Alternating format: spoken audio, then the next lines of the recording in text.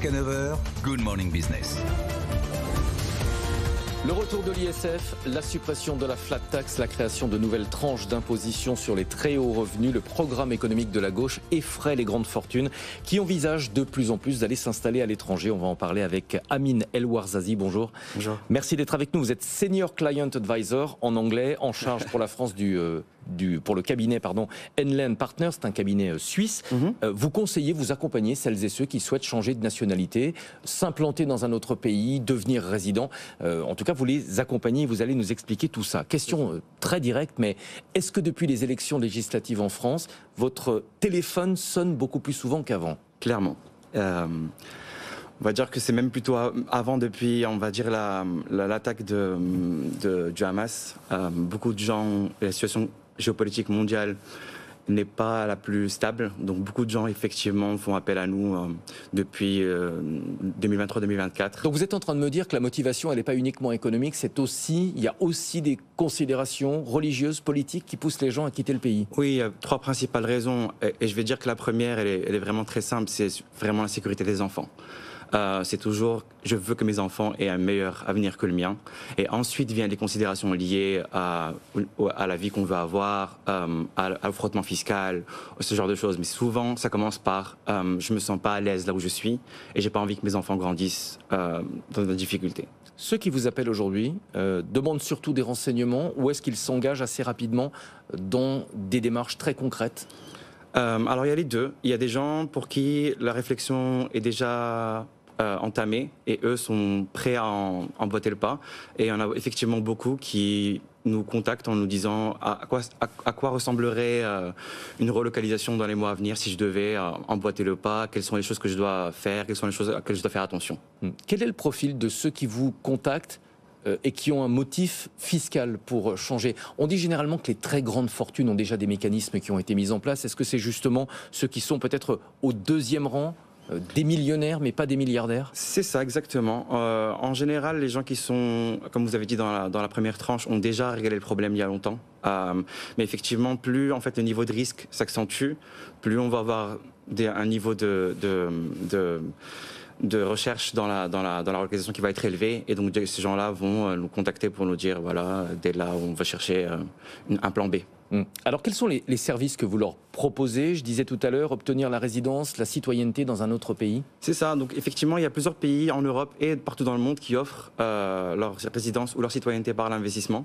Et donc, ces pays-là, en fait, lèvent des fonds par cette méthode-là et proposent à plusieurs personnes de devenir citoyens ou résidents dans leur pays en échange de contributions financières. Ouais. Quelles sont les nationalités qui sont les plus demandées? Les destinations qui sont les plus recherchées? Oui, alors on a beaucoup de gens qui vont dans les Caraïbes britanniques, qui sont des endroits qui sont magnifiques, qui permettent d'avoir qui ont aussi des passeports très puissants, des citoyennetés très puissantes. Et on a aussi des gens qui veulent rester en Europe. Là, on regarde des choses comme l'Italie, l'Espagne, Malte, l'Angleterre. Pas la Suisse? La Suisse, c'est très compliqué. C'est un endroit qui est difficile d'accès. Vous connaissez bien, vous y êtes implanté. C'est pas pour tout le monde, effectivement. Pourquoi c'est compliqué, la Suisse? Parce que, en fait, on revient toujours à une sorte de rapport de force. La Suisse n'a pas beaucoup besoin d'étrangers. Et donc, du coup, pour devenir étranger en Suisse, il faut être capable de montrer une vraie valeur ajoutée. C'est-à-dire des poches bien profondes ou un métier Les deux. C'est-à-dire qu'effectivement, il faut être quelqu'un qui a une grosse valeur ajoutée, donc qui peut apporter à l'économie, et aussi ne pas présenter de risques quant à le fait d'être là et on va dire... de vivre au crochet de la société. Voilà, vivre au crochet de la société. Je vais le dire à votre place. Quel est le coût d'une telle opération?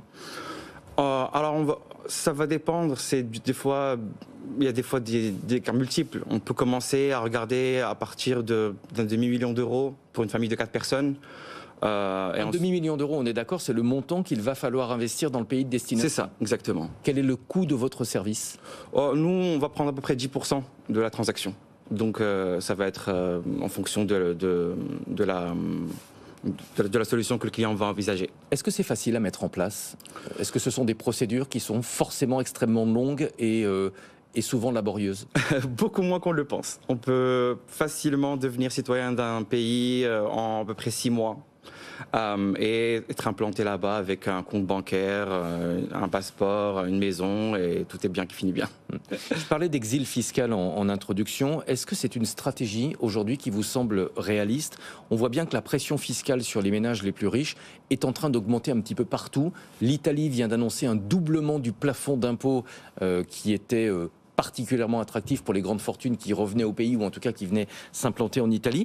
Et j'ai lu également que la Suisse, on en parlait tout à l'heure dans le journal de Laura Cambo, envisage également de taxer les plus riches. Est-ce que c'est aujourd'hui une bonne solution de s'exiler pour éviter l'impôt?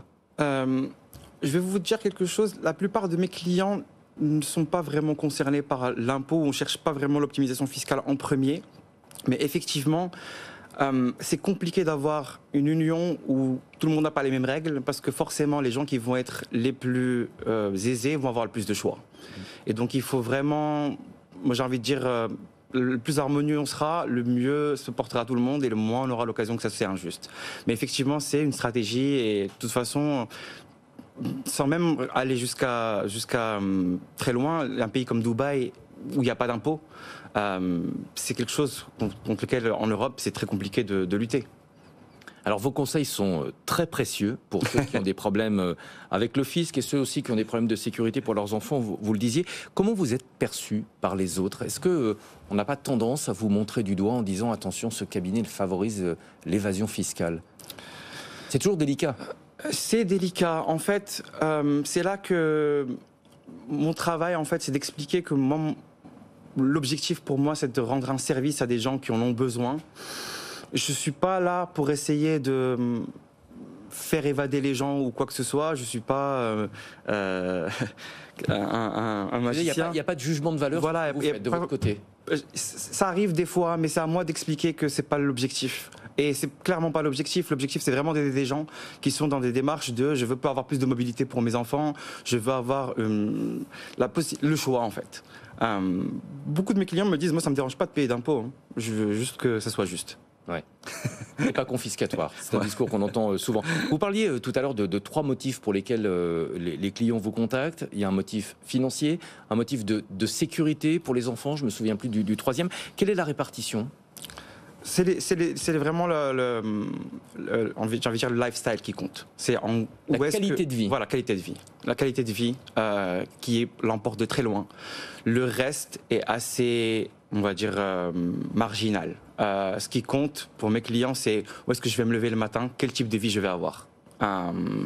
Ensuite, s'il faut payer 10%, 15% d'impôts en plus, c'est pas grave. Ce qui compte, c'est vraiment que les enfants soient dans de bonnes écoles, qu'on soit heureux et qu'on ait une belle maison dans laquelle on vit. Le reste, pour ces gens-là, de toute façon, ils n'auront pas la possibilité de dépenser tout leur argent. Est-ce que vous avez le sentiment qu'on vous dit toujours la vérité? Les gens viennent vous voir en disant je cherche un pays où ma qualité de vie sera peut-être meilleure qu'en France, mais en réalité, quand vous creusez un peu, vous vous rendez compte qu'il y a un gros portefeuille et une grosse note d'impôt. Ça arrive très rarement. En général, les gens sont assez directs. Ils me disent assez directement, quand c'est comme ça, ils me disent assez directement, je veux pouvoir optimiser ma situation. Et dans ce genre de cas de figure, de toute façon, il n'y a pas beaucoup de choix. Hein, et on va soit à Dubaï, soit à Monaco, soit dans ce genre de pays-là. Mais c'est assez marginal. Hein. C'est beaucoup des gens qui sont là pour des considérations familiales. Ouais. Vous le disiez, la Suisse, c'est compliqué. Est-ce que Monaco, c'est compliqué également? Beaucoup moins. Bon, très bien, on a noté. Merci beaucoup, Amine El Warzazi, Senior Client Advisor en charge de la France pour le cabinet suisse Henley & Partners. Donc on le rappelle, hein, vous ne faites pas de calculs fiscaux, vous êtes là pour aider les personnes qui vous contactent à obtenir la résidence et la citoyenneté dans d'autres pays. Merci beaucoup d'être venu en plateau ce matin.